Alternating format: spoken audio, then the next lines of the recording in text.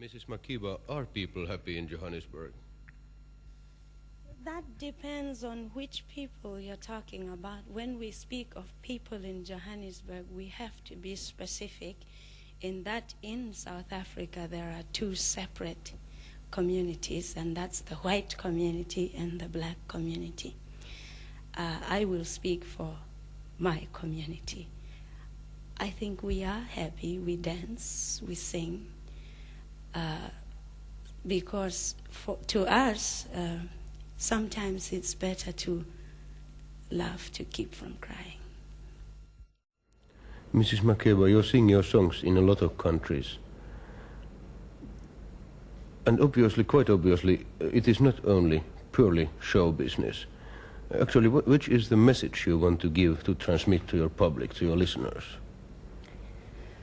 Well, I always feel that even though one is an artist, that we are first human beings and we live in the same world as any other person, so that we as artists should never close our eyes to what is happening around us.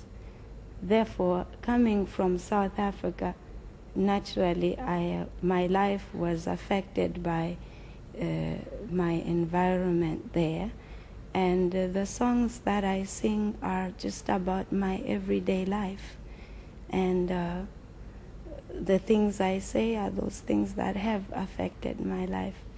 The message I'm trying to give to my audience is not one. I am just trying to make them understand me as a person and understand my country and my people. Do you see some principal difference between the struggle of the Africans in countries like South Africa, Mozambique, Angola, on the one hand, and on the other hand in countries like Brazil and the United States, where they are in minority?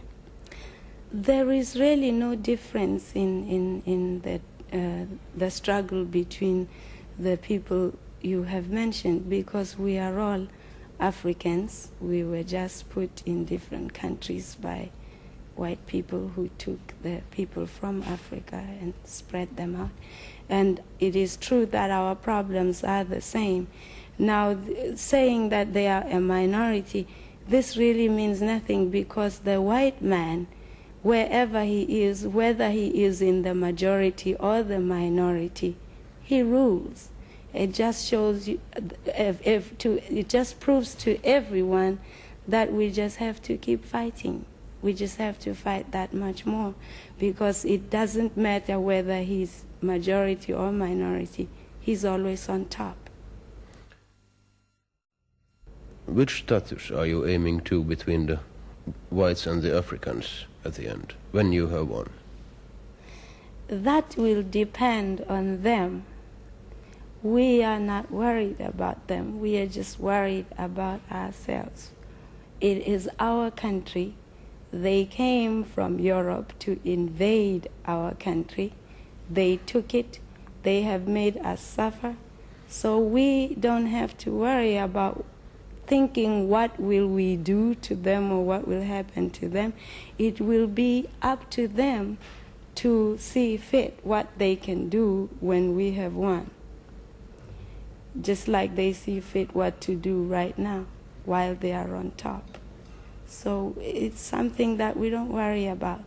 All we are worried about is to fight and liberate ourselves. What will happen after that will depend, again, on the invaders. They could have come to our country and lived side by side with us.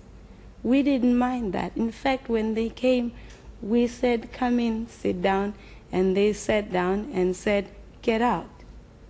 And now it will be up to them. It is known that Africa only had black people. Europe had white people. Asia had yellow people. Now, it is absurd to say that we Africans were not in Africa when white people first came. And secondly,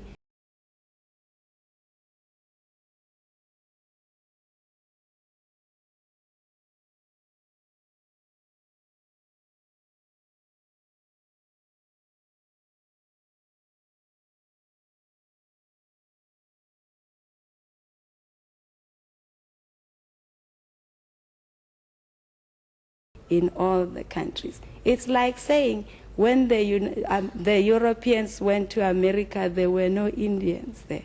It's ridiculous because they were there. I know that my people were there. We don't write our history. It has always been handed down to us orally by our elders. Of course, the white man came and he writes history. In fact, you don't know anything about any place until the white man gets there.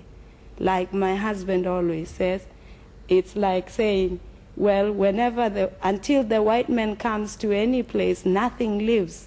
It's only when he comes and says, boof, I've discovered you, now you exist, which is ridiculous. And that is why I have to say the things I say in my performances, because I know, again, that I am right. And because I am right, I know I will win, because the truth shall never be covered by lies. I have difficulties in many different places, and not only me. I think if you're black, you have difficulties everywhere there are white people. And most white people always say that we should not generalize and so on and so forth. And in fact, there are some countries, even take Sweden.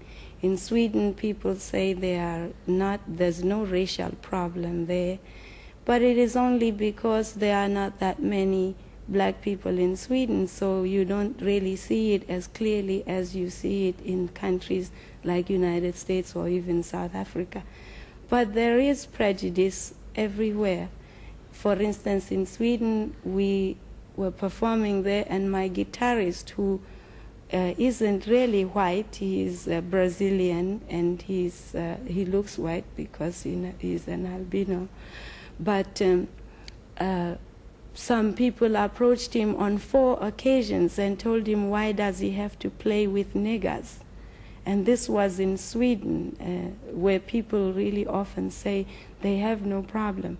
And take his country, Brazil. We were there last June, and white people in Brazil denied the fact that there were racial problems in Brazil.